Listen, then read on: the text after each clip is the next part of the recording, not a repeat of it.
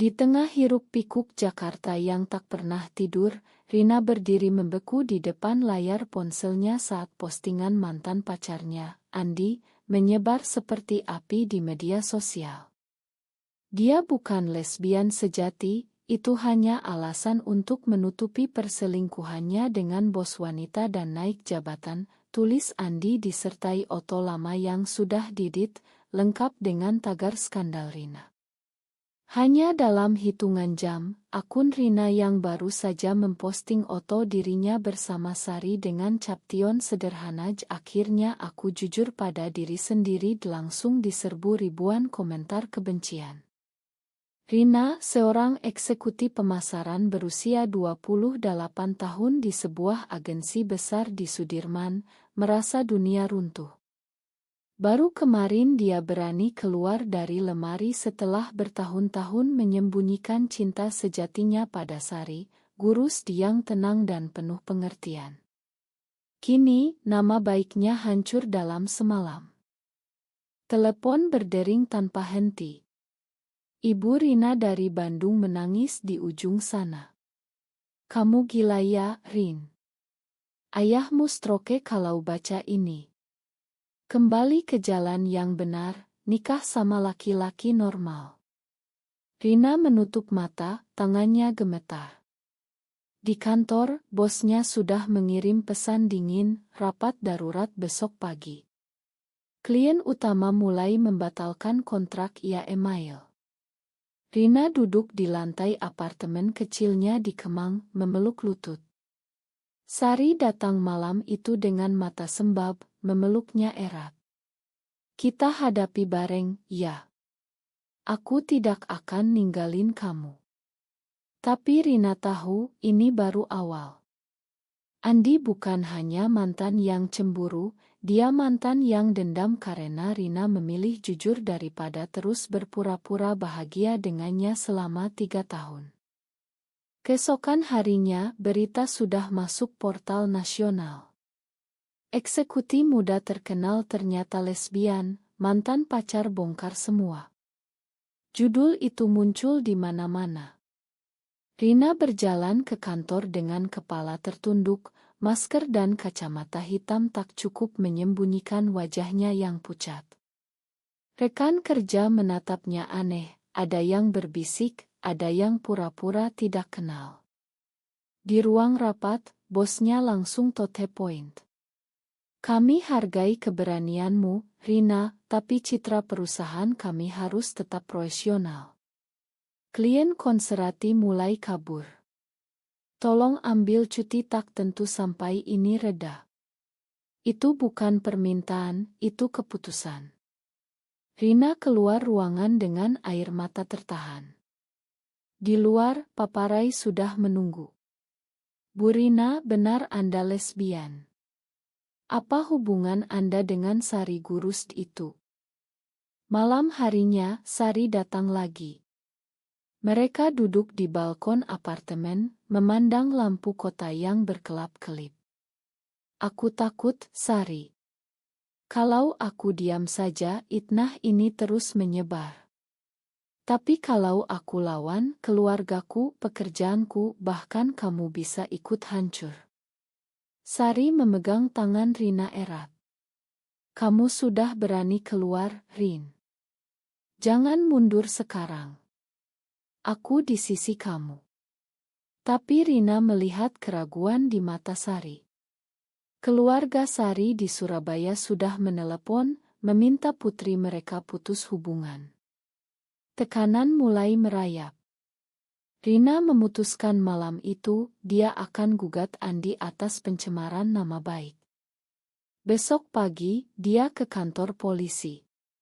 Keputusan itu seperti melempar dadu di meja judi, menang atau kalah, nyawa reputasinya taruhannya. Pagi berikutnya, Rina sudah duduk di kantor polisi kawasan Sudirman, tangannya dingin memegang map bukti screenshot postingan Andi.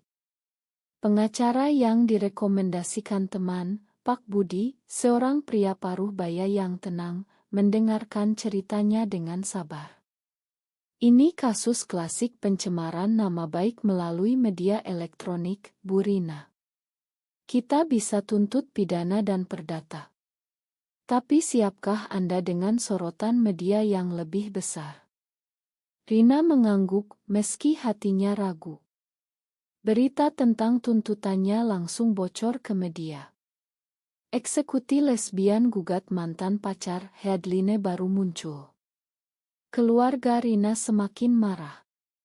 Ayahnya menelepon, suaranya bergetar karena sakit. Kamu mau hancurkan nama keluarga kami. Berhenti sekarang, Rin. Kami malu. Di kantor Sari, kepala sekolah memanggilnya.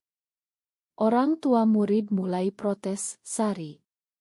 Mereka takut anak-anak diajar oleh guru yang begitu. Tolong pahami posisi kami. Sari pulang dengan mata merah. Malam itu untuk pertama kali mereka bertengkar. Mungkin kita mundur dulu, Rin. Tunggu sampai pengadilan. Aku takut kehilangan pekerjaan. Rina berdiri, suaranya tinggi. Kalau aku mundur, Andi menang. Dia akan terus itnah aku sebagai pembohong, sebagai perempuan murahan. Kamu mau aku hidup dalam ketakutan selamanya? Sari menangis. Aku cinta kamu, tapi aku juga manusia, Rin. Keluargaku sudah ancam putus hubungan kalau aku tetap di sisi kamu. Tekanan semakin berat. Klien terakhir Rina membatalkan kontrak besar senilai ratusan juta. Agensinya mengumumkan pemutusan kontrak secara halus melalui email. Rina duduk di kamar mandi apartemen, menangis sendirian. Sari memeluknya dari belakang. Makan aku tadi. Kita lawan bareng. Tapi Rina merasa retak mulai muncul di antara mereka. Di Pengadilan Negeri Jakarta Pusat, sidang pertama digelar 2 minggu kemudian. Ruangan penuh wartawan. Andi duduk di bangku terdakwa dengan senyum sinis. Hakim membacakan dakwaan. Rina berdiri sebagai korban, suaranya tegar meski lututnya gemetar. Saya hanya ingin keadilan, Yang Mulia. Itnah ini menghancurkan hidup saya. Di luar pengadilan, demonstran kecil dari kelompok konservatif meneriakkan slogan anti-LGBT. Rina dan Sari berjalan cepat ke mobil, tangan saling genggam. Malam itu, berita televisi menayangkan wajah mereka. Ibu Sari menelepon, menangis histeris. Kamu mau kami kehilangan muka di kampung, Sari? Pulang sekarang. Sari mematikan telepon. Rina melihat kekhawatiran di mata kekasihnya semakin dalam. Kamu yakin kita bisa bertahan, Rin? Tanya Sari pelan. Rina tidak menjawab. Dia sendiri tidak yakin. Tapi mundur sekarang berarti menyerah pada kebohongan. Dan Rina tahu, diam lebih menyakitkan daripada perang terbuka. Sidang kedua semakin panas. Andi membawa saksi palsu, mantan rekan kerja Rina yang diiming-imingi uang. Saksi itu bersaksi bahwa Rina pernah bermain api dengan klien perempuan untuk dapat proyek. Ruangan pengadilan gempar. Wartawan berdesak-desakan. Rina merasa dadanya sesak. Pak Budi berbisik, tetap tenang. Kita punya bukti chat Andi yang mengancam Anda sebelum postingan itu. Tapi bukti itu belum cukup kuat. Di luar, media sosial meledak lagi. Akun-akun anonim mulai menyebar foto pribadi Rina dan Sari yang diambil diam-diam, doing dimulai. Alamat apartemen mereka bocor. Rina menerima ancaman kematian Iadm. Malam itu, mobil Rina diikuti paparai sampai ke apartemen. Saat belok di tikungan dekat Kemang, sebuah mobil hitam menabrak samping mobilnya dengan keras. Rina hilang kendali, mobilnya menabrak trotoar. Sakit di kepala dan bahu terasa menusuk. Sari yang ikut di dalam mobil menjerit. Ambulans datang. Di rumah sakit, dokter bilang luka ringan tapi syok berat. Berita kecelakaan langsung jadi headline, korban Itnah lesbian mengalami kecelakaan misterius. Keluarga Rina datang ke rumah sakit, tapi bukan untuk mendukung. Ibu Rina langsung menyalahkan. Ini gara-gara kamu ngotot gugat. Tuhan menghukum kamu, Rin. Sari menangis di samping tempat tidur. Aku takut kehilangan kamu, Rin. Mungkin kita drop kasusnya. Aku rela kehilangan pekerjaan asal kamu selamat. Rina memegang tangan Sari erat. Kalau aku drop sekarang, Andi akan terus hancurkan aku. Dan kamu juga. Kita sudah terlalu jauh.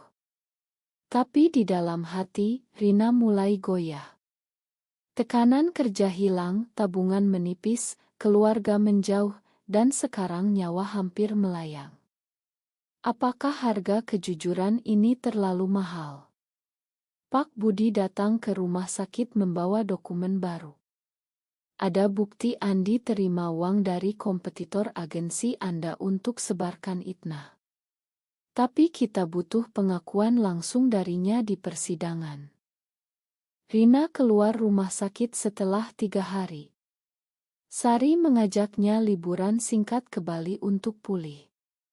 Di pantai Kuta yang sepi, mereka berjalan kaki sambil bergandengan. Untuk sesaat, dunia terasa tenang. Sari berbisik, aku cinta kamu apa adanya, Rin. Tapi aku juga lelah. Rina memeluknya erat di bawah matahari terbenam. Itu momen singkat kebahagiaan di tengah badai. Kembali ke Jakarta, sidang ketiga menunggu. Kali ini, Andi membawa pengacara top. Rina tahu pertaruhan semakin besar. Satu kesalahan, dan dia kehilangan segalanya, termasuk Sari.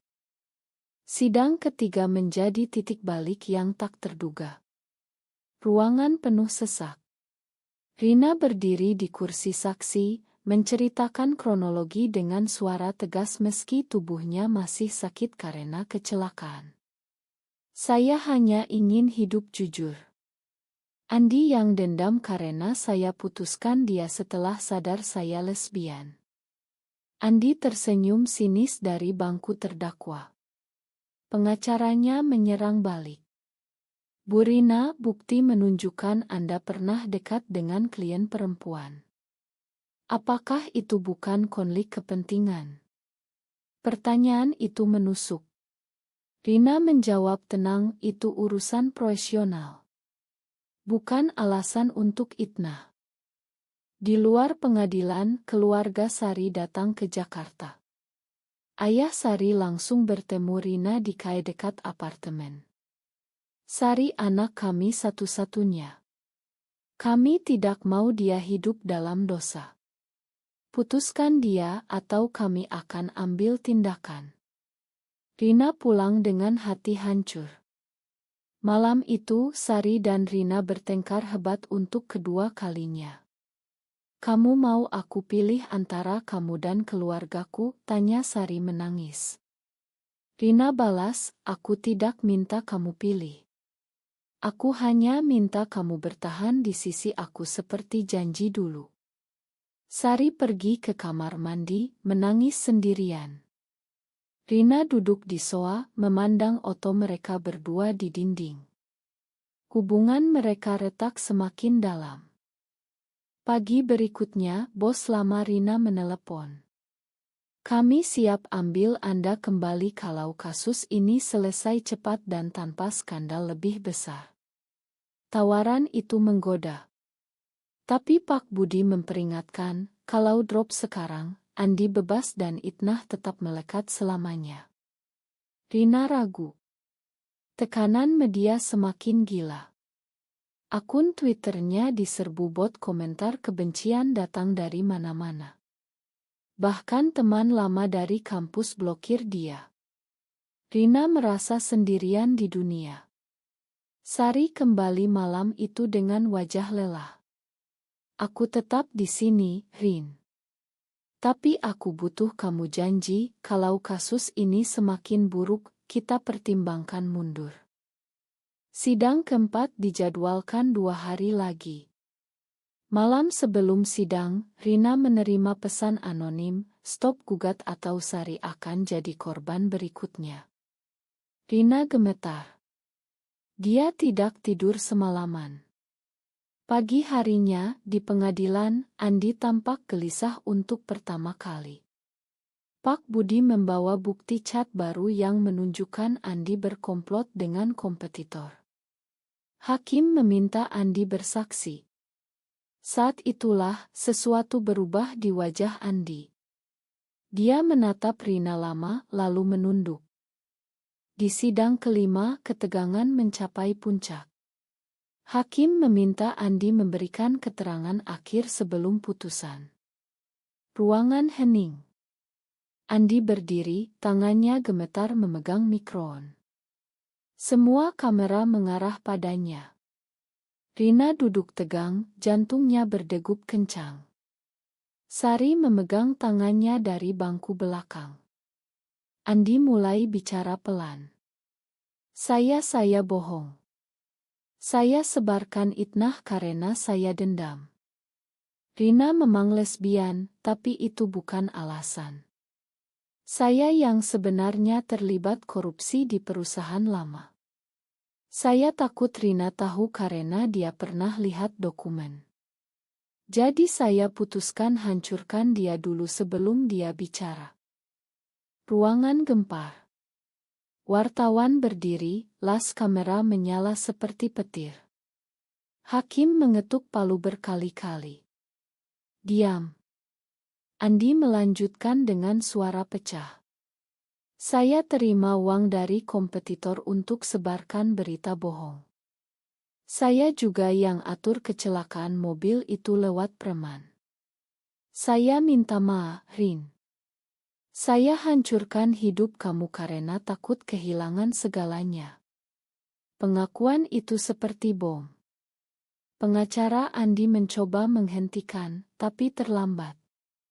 Hakim langsung perintahkan penahanan Andi atas tuduhan baru, pemerasan, pencemaran nama baik, dan percobaan pembunuhan. Rina berdiri, air mata mengalir tanpa suara. Semua yang dia perjuangkan selama berbulan-bulan akhirnya terjawab. Tapi kemenangan ini terasa pahit. Media langsung menyerbu keluar.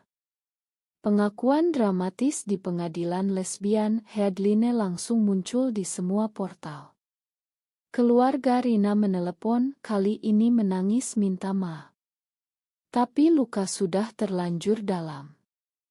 Di luar pengadilan, Rina dan Sari dipeluk kerumunan pendukung yang tiba-tiba muncul. Tapi Rina hanya ingin pulang. Di apartemen, Sari memeluknya erat. Kita menang, Rin. Tapi dengan harga apa? Malam itu, Rina melihat berita, Andi resmi ditahan, asetnya dibekukan, karirnya hancur total. Perusahaan kompetitor juga diselidiki. Rina mendapat tawaran pekerjaan baru dari agensi lain yang mendukung Diversity. Tapi dia ragu. Sari juga mendapat surat dari sekolah, posisinya aman kembali. Tapi keluarga Sari masih menolak hubungan mereka. Rina duduk di balkon, memandang langit Jakarta. Kemenangan di pengadilan membawa keadilan, tapi juga meninggalkan bekas luka yang tak hilang.